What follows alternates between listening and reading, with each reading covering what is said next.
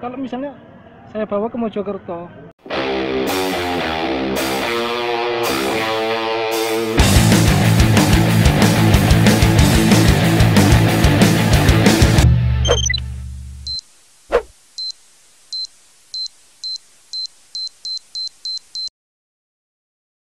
Saya dari Brawijaya. Di Brawijaya sendiri itu ada beberapa ada beberapa teman-teman disabilitas yang terutama dari teman-teman disabilitas yang tunarungu ya, atau teman-teman tuli. Nah, kebetulan di fakultas saya itu banyak teman-teman tuli itu. Mereka kan susahnya beradaptasi dengan lingkungan, terus juga mereka sulit untuk bisa menerima pelajaran kan. Karena memang awareness dari masyarakat awam, mahasiswa umumnya itu pada nggak bisa bahasa isyarat. Nah, berangkat dari situ kebetulan karena saya juga mahasiswa teknik informatika, ya wis lah sekalian kita coba iseng-iseng. Awalnya memang iseng-iseng, kita iseng-iseng, saya bertiga sama teman saya memprakarsai ide, terus kemudian itu untuk waktu bikin buat iseng-iseng, kemudian kita lombakan di istilahnya kalau di kita ada PIMNAS itu mas. Iya. Tapi nggak lolos, malah PIMNAS itu nggak lolos. Tapi saya tetap yakin bahwa aplikasi ini kalau memang benar-benar diedarkan dan dapat support dari pemerintah dan sebagainya, ini akan menjadi aplikasi yang bermanfaat lah, benar-benar bermanfaat. Nah, kemudian waktu itu ada dorongan dari senior, ayo berangkatkan lomba coba ke luar negeri. Nah, saya iseng-iseng juga apply daftar lomba itu, dan alhamdulillah diterima. Dan saya masih ingat betul tahun 2017, alhamdulillah waktu event pertama saya luar negeri itu dengan aplikasi Kamus Bahasa Isyarat yang notabene di Indonesia itu nggak lolos, untuk seleksi PIMNAS saja kita nggak lolos. Alhamdulillah di sana diterima dengan baik dan mendapatkan medali perak. Iya, medali perak. Itu tepatnya di Malaysia. Nah, berawal dari situ hingga tagihan. Teman-teman tulis sudah, kita coba merambah ke teman-teman disabilitas. Berapa aplikasi mas yang sampai? Kalau untuk teman-teman untuk teman-teman disabilitas ada 3. Yang pertama aplikasi jual beli secara online marketplace, Jubilitas. Ya. Kemudian yang kedua Divodif, Kamus Bahasa Isyarat. Kemudian yang ketiga namanya Lokable. Ini untuk teman-teman tunadaksa seperti saya ini dan seperti kita ini. Kita kan kadang nggak tahu, oh tempat ini sudah aksesibilitas atau belum. Nah, kita kan nggak tahu apakah mall ini aksesibilitas atau tempat rekreasi ini sudah aksesibilitas atau belum. Nah, saya buatkanlah tuh aplikasi semacam mapping itu untuk bisa melihat, oh ternyata ini udah aksesibel, yang ini belum. Tujuannya apa? Supaya teman-teman tuh nggak kegocek atau ketipu lah. Oh, saya berangkat jauh-jauh misalkan dari Malang ke katakanlah salah satu wahana di Lamongan, tapi ternyata di sana nggak ada kursi roda, nggak ada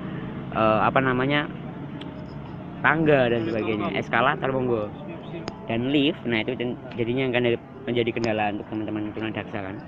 Nah, dari situlah cobalah kita buat aplikasi khusus untuk teman-teman tunadaksa. Kalau sebelumnya kan sudah ada beberapa aplikasi yang ramah disabilitas juga. Kalau misalnya kita bicara soal keunggulan kan, apa sih yang menjadi daya tawar lebih dari aplikasi yang jenengan ciptakan sehingga banyak sekali mendapatkan penghargaan?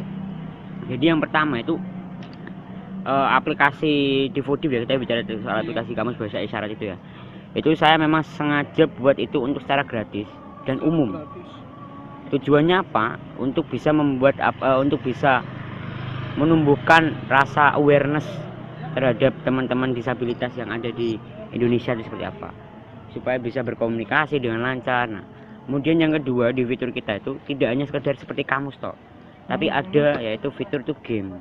Untuk segmentasi pasarnya adalah untuk anak-anak malah, semacam tebak gambar, tebak kata kayak gitu.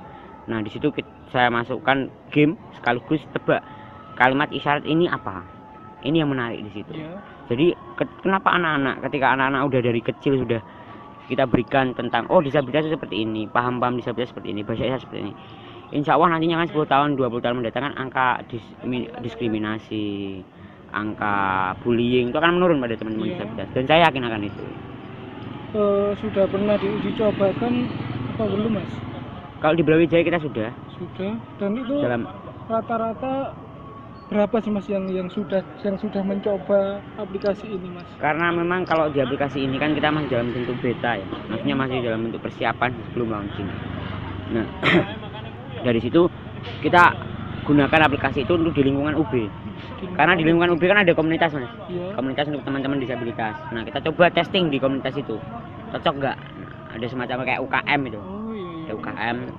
Nah, sudah berapa orang kira-kira yang sudah? Kalau untuk orangnya mungkin ada sekitar 40-50 lebih. 40 atau ya 50 lebih lah Mas, saya mengatakan. Ya, 50 lebih. Kemudian rata-rata terbantu dalam segi apa Mas? Rata-rata terbantu dalam segi ini kan aplikasi ini kan bukan untuk teman-teman tuli ya, tapi untuk teman-teman awam yang ingin belajar bahasa isyarat. Prioritasnya justru teman-teman awam ya? Yang ingin belajar bahasa isyarat. Nah, karena memang kendalanya kalau pemerintah itu pernah punya buku kamus bahasa isyarat itu setebal 700 halaman dan saya pikir nggak efektif sekali berupa hard copy itu kan. Nah oleh karena itu kita digitalisasikan dalam bentuk aplikasi yang bisa dibawa kemana-mana, bisa di download dan sebagainya. Itu kelebihannya. Untuk penghargaan sendiri selain yang tadi yang di Malaysia itu apalagi Mas yang pernah diraih? Dari saya sendiri atau aplikasi itu? Prioritas aplikasi. Kalau dari aplikasi itu dari 3 aplikasi bahasa teman-teman disabilitas total kurang lebih saya sudah mendapatkan 5 medali, baik emas, perak dan perunggu. Tapi kalau untuk saya sendiri di ajang-ajang internasional saya lupa pastinya, yang pasti ada 17 lebih aplikasi. 17 lebih penghargaan internasional baik dari emas, perak dan perunggu. Kapan Mas rencananya di launching? Kalau launching ini kita terkendala gini Mas. Banyak yang menantikan, memang kita sangat apresiasi itu dan saya sangat welcome terhadap itu. Yang menjadi kendala adalah manuskrip ada 700 halaman itu kita scan secara manual. Baik dari kata itu kan sangat banyak sekali, ada ratusan ribu bahkan jutaan kita mengatakan. Nah itu kita buat secara manual, dalam arti kita scan apa katanya, misalkan kita scan gambar bahasa isyarat saya itu, kita scan, kita crop, kita pasang tempel di aplikasi. Itu yang kita lakukan dan sampai sekarang masih berjalan. Ini pun masih sekitar ada baru ribuan. Nah tapi yang harus jadi harapan saya kan adalah ada bantuan dari pihak-pihak developer, dari pihak-pihak pemerintah. Ayo dong kita bantu bareng-bareng. Karena satu tim saya cuma 3 orang. Support dari pemerintah sendiri belum maksimal masih. Saya belum ada sama. Belum ada. Ya cuman sekedar formalitas. Oh kamu udah buat gini, kita apresiasi. Misalnya kayak Lakobel ini kan untuk mendeteksi tempat-tempat yang ramah disabilitas. Kalau itu kan kalau menurut saya harus sebanding dengan kebijakan publik. Iya benar. Kalau misalnya saya bawa ke Mojokerto, alat itu nantinya misalnya seperti ini di Mojokerto untuk tempat-tempat yang ramah disabilitas saya rasa belum ada. Benar. Itu yang menjadi tantangan sebenarnya. Jadi tantangan kita bersama kan, bahwa kalau seorang mahasiswa sendiri itu kan mau dia itu tidak akan bisa tanpa bantuan support dari pihak pemerintah, dari pihak universitas atau dari masyarakat umum. Nah itu nggak akan bisa berjalan sendiri. Nah harus dibutuhkan kolaborasi. Nah saya melihat sampai sekarang ini tuh pemerintah tuh masih belum serius dalam menggarap gagasan saya ini, aplikasi saya ini. Masih belum ada sama sekali tindak lanjutnya seperti apa. Untuk harapan ke depan buat pemerintah dan juga teman-teman disabilitas yang lain, mungkin sedikit motivasi dari sampean. Iya, jadi ibaratnya itu posisi saya sekarang adalah bagi menunjukkan bahwa disabilitas itu tidak pernah mengenal yang namanya batas. Istilahnya we have no limit. Kita nggak punya batasan. Yang bisa membatasi diri kita adalah diri kita sendiri. Itu yang membuat kita tidak bisa berkembang sebagai disabilitas. Dan saya sudah buktikan, ketika saya tidak mengenal limit atau saya tidak punya batasan, saya akan terus berjuang dan akan terus berkembang. Nah, sedangkan teman-teman disabilitas di sana masih banyak sekali orang-orang yang teman-teman disabilitas yang sangat mereka mulai minder, grogi dan sebagainya. Nah, inilah yang harus kita tumbuhkan dari sekarang. Soal paham disabilitas dan soal tentang apa sih yang bisa kita lakukan untuk bangsa atau yang paling kecil adalah untuk lingkungan sekitar kita lah. Nah, seperti itu. untuk proses pembuatan aplikasi sendiri itu dinamikanya seperti apa sih Mas? Tantangan-tantangan yang pernah sampai hadapi sehingga jadi kalau sehingga bisa sampai kemudian mendapatkan penghargaan dan lain sebagainya. Saya untuk membuat aplikasi itu butuh waktu sekitar 3-4 bulan. 3-4 bulan untuk satu aplikasi. Jadi memang nggak bisa secara instan sekian minggu kita buat aplikasi, itu tidak bisa.